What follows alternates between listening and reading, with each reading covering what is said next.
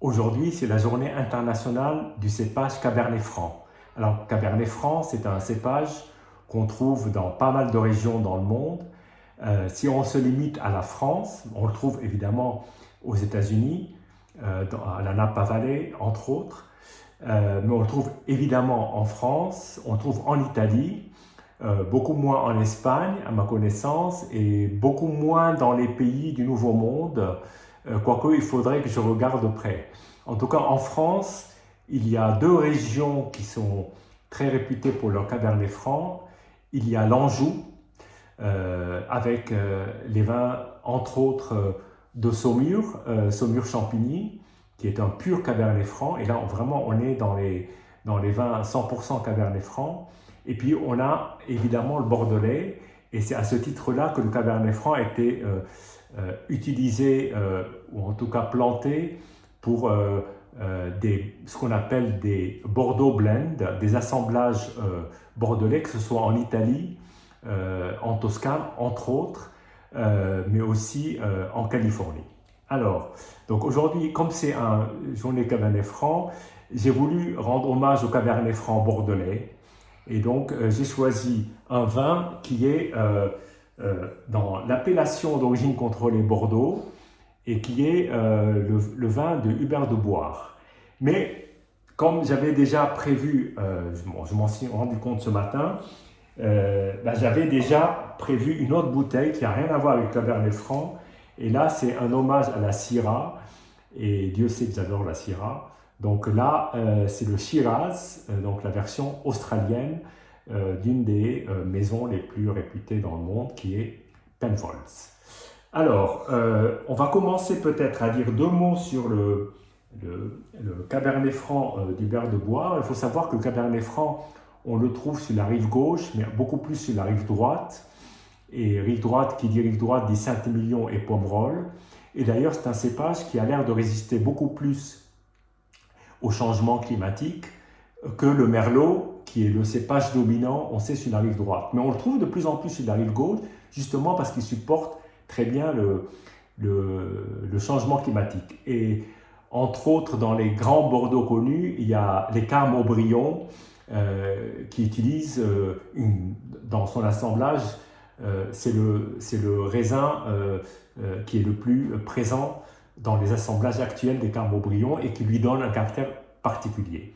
Mais là, sur la rive droite, il y a un grand château qui s'appelle le château Angélus, dont un des copropriétaires est Hubert de Boire.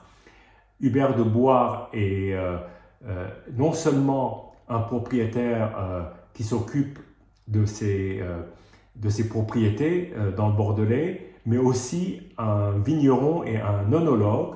Et à ce titre-là, il intervient dans plusieurs domaines, y compris, figurez-vous, au Liban, où il conseille Iksir, qui est un des néo-vignobles aujourd'hui les plus réputés, en tout cas dans les néo-vignobles libanais.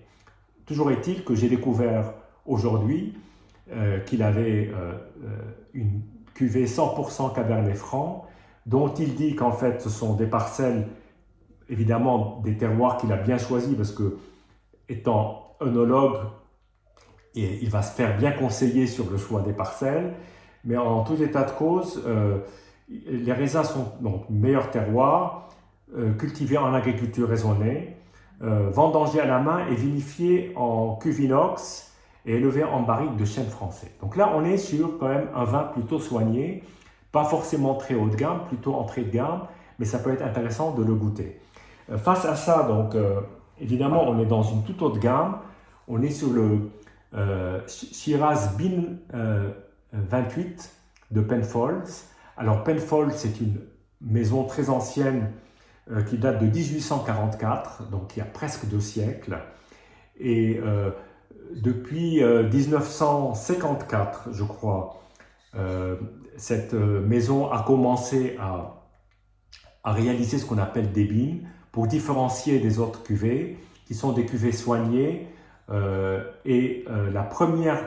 premier bin s'appelle le bin 28. Et donc, c'est un assemblage de plusieurs parcelles de Syrah, et là on est sur un 2019. Le Cabernet Franc, on est sur un 2018, et comme vous savez qu'on est entre l'hémisphère nord et l'hémisphère sud, 6 mois séparent au niveau des vendanges les deux cuvées. Voilà. Donc je vais commencer par le vin de Hubert de Boire, ce Cabernet Franc qui m'intrigue beaucoup. Alors, on est face à une couleur très, très bordelaise, d'un pourpre bien bordeaux, bien brillant, une belle couleur. Alors, le Cabernet Franc, moi, j'ai souvent la sensation de trouver, évidemment, à part un fruit rouge qui est extrêmement présent, un côté légèrement végétal, mais pas forcément le végétal désagréable, hein, mais le végétal qui soit un peu plus noble, un peu plus, dans plus l'expression de certains, d'une certaine verdeur mêlée aux fruits, chose que je retrouve dans les Chinons, dans les Saumures, et parfois dans certains vins bordelais où la proportion de Cabernet Franc, spécialement sur la rive droite, peut être supérieure à celle du Merlot. Et là, effectivement, on a un fruit rouge qui domine et un léger nez d'artichaut. Oui, artichaut, aubergine. Et le nez est très, très légèrement confituré.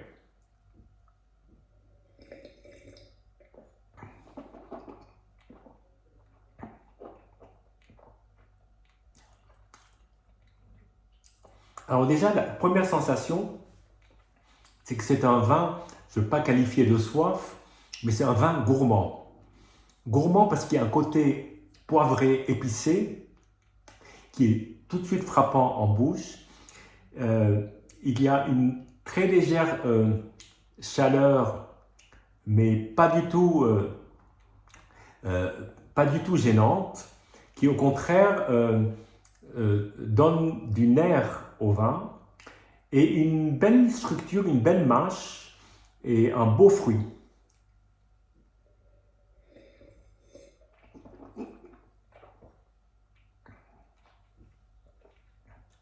C'est un vin bien fait, pour le plaisir, qui, à mon sens, irait très bien sur de la charcuterie, des terrines, qui appelle plutôt une viande en sauce, par exemple. En tout cas, c'est un vin extrêmement agréable. Alors maintenant, on va passer à toute autre chose, parce que là, on est sur un autre type de cépage. On va passer sur cette Syrah australienne de la grande maison Penfolds. Alors là, la couleur n'a plus rien à voir. Là, on est sur une couleur beaucoup plus sombre, quasiment noire, qui peut rappeler certains cornasses. Et là, effectivement, que vous dire, déjà, à cette distance-là, les arômes ressortent.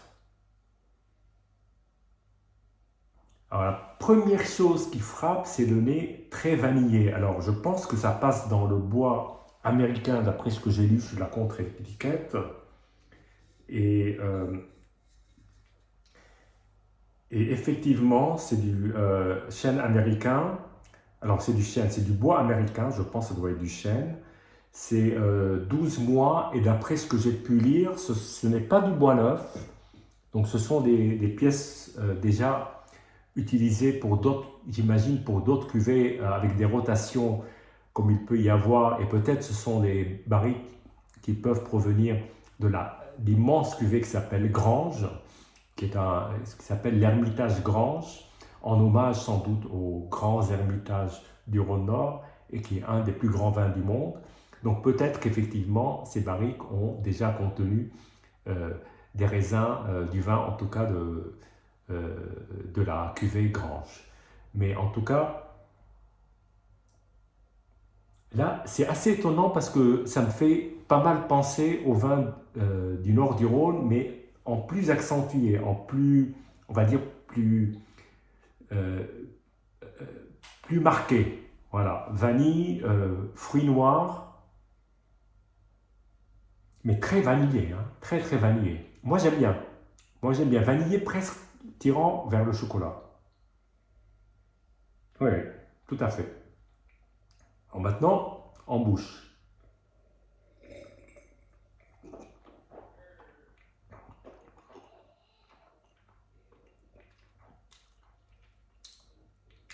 Alors déjà une texture crémeuse, onctueuse, euh, tactile, euh, très sur le fruit. Alors du coup, l'élevage, on le sent beaucoup moins en bouche, même si quand même, il est notable, mais il est beaucoup plus en support de la texture, qui est une texture très, comme j'ai dit, très crémeuse, très soyeuse, avec des tanins à la fois présents et sans aucune amertume.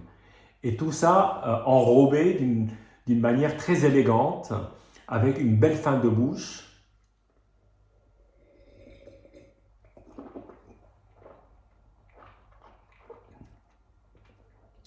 Le fruit est quand même, la matière, quand même très dense et très goûteuse. Il y a de la gourmandise, mais ce n'est pas le même type de gourmandise que j'ai noté dans le Cabernet Franc. En maintenant, ce qui peut être amusant, c'est de refaire un petit aller-retour, ce que je vais faire. Est-ce que revenir à un Cabernet Franc après une Syrah va donner une toute autre impression? Ben, je ne vais pas m'attarder sur le nez.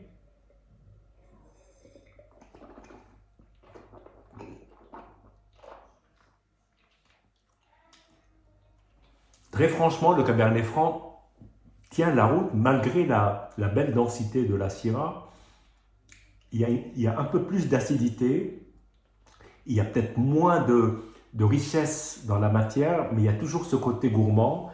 Et pour finir, une dernière petite gorgée du Bin 28 de Penfolds.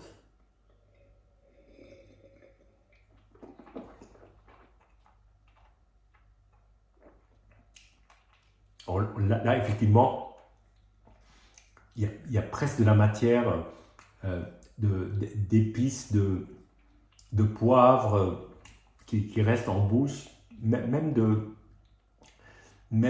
très légèrement de cannelle, et puis la masse de fruits frais qui enrobe la bouche. On est presque un vin de 3 ans dans les deux cas, plus ou moins quelques mois. En tout cas, c'est un très très beau vin. Les deux sont des vins très différents et qui ne sont pas comparables, mais qui sont tous les deux dans la gourmandise et dans le plaisir. En tout cas, c'est réussi des deux côtés, avec évidemment des nuances. Voilà. Santé, je dirais vive le Cabernet, puisque c'est le jour du Cabernet, donc d'abord vive le Cabernet, santé et à très bientôt.